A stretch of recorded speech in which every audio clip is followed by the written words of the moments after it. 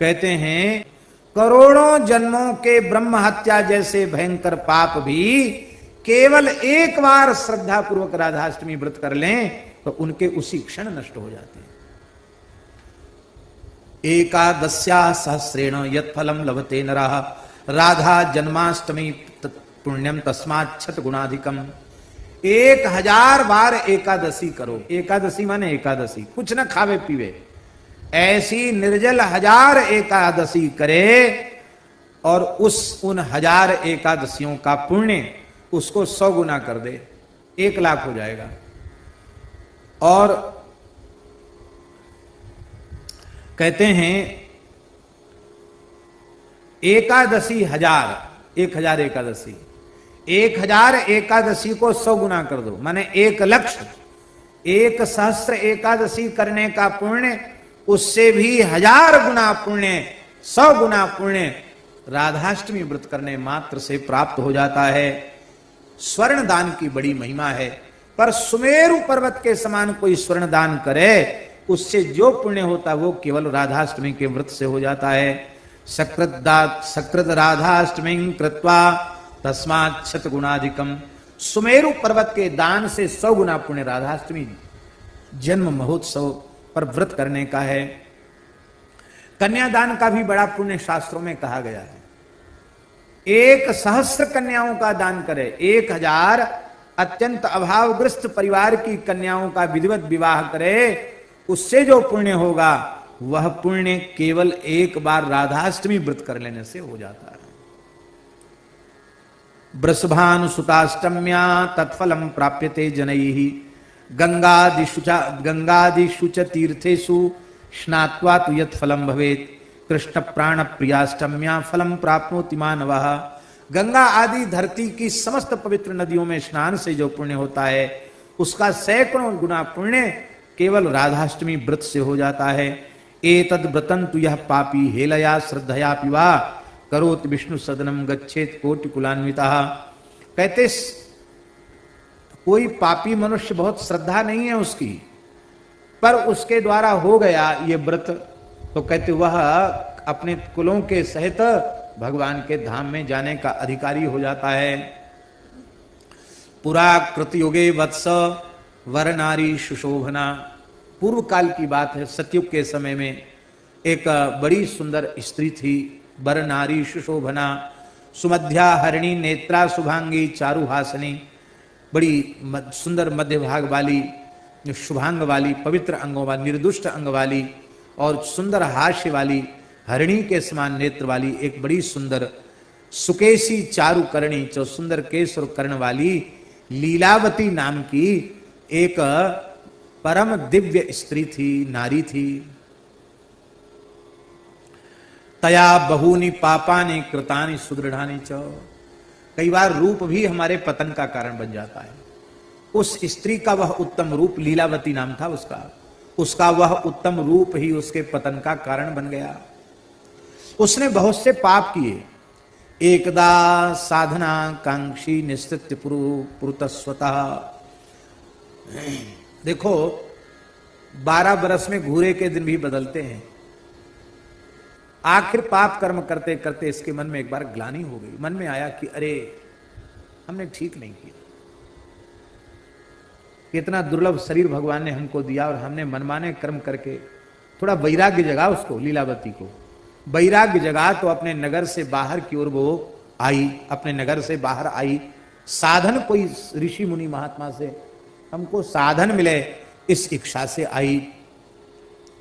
और वहां आकर के उसने क्या देखा कि कुछ महात्मा लोग, वैष्णव लोग एक मंदिर में राधाष्टमी उत्सव मना रहे हैं। राधा कृष्ण के विग्रह का स्वरूप का सुंदर दूध दही घृत पंचामृत से अभिषेक कर रहे हैं और बड़ा सुंदर कलश आदि रख करके सुंदर उत्सव मना रहे हैं।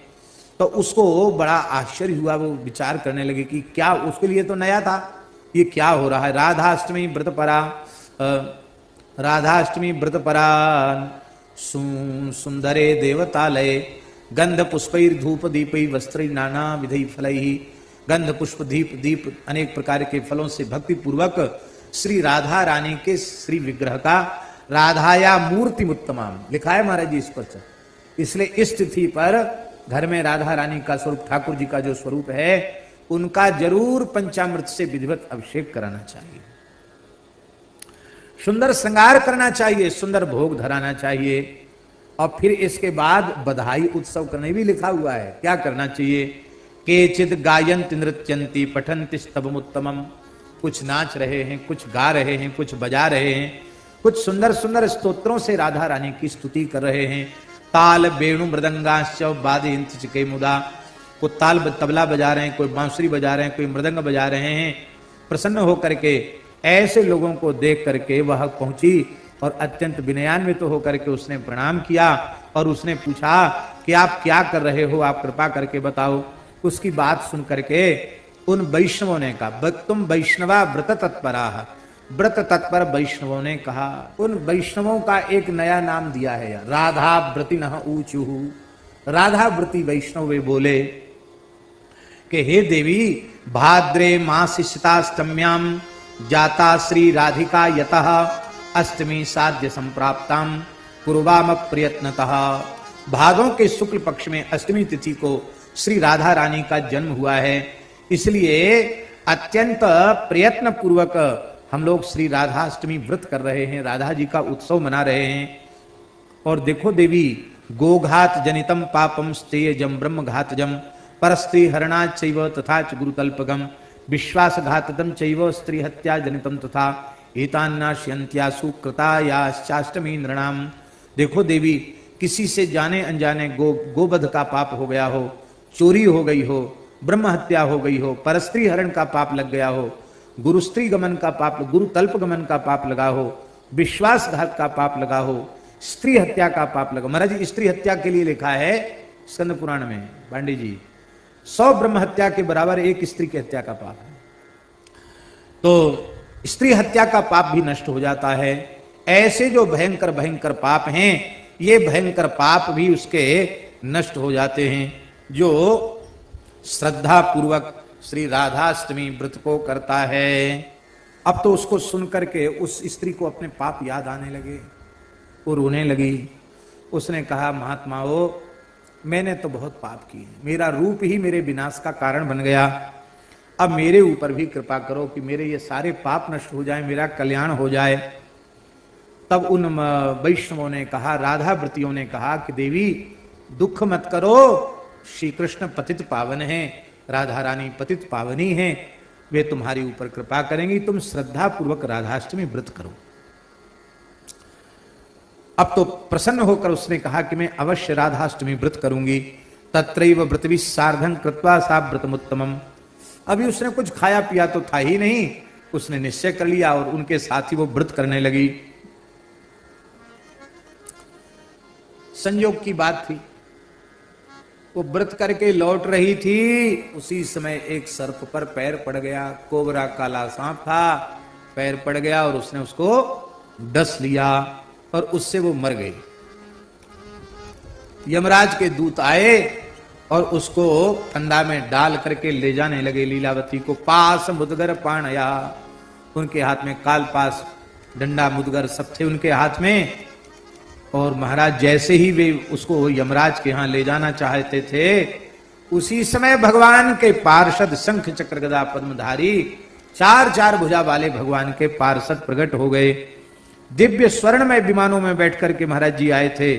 उन्होंने चक्र धाराओं से पास के टुकड़े टुकड़े कर दिए और उसको प्रेम से उसको विमान में, रथ में बिठा लिया। एक रथ लेके आए थे, उसको बिठा लिया और वे बड़े प्रेम से गोलोक धाम उसको ले गए। निन्युर्विष्णुम पुरुम तेच गोलोकाख्यम मनोहरम, गोलोक धाम उसको ले गए। कृष्णेन राधया तत्र स्थिता व्रत प्रसादतः राधाष्टमी व्रतम तातो यो न कुर्याच मूढ़धि।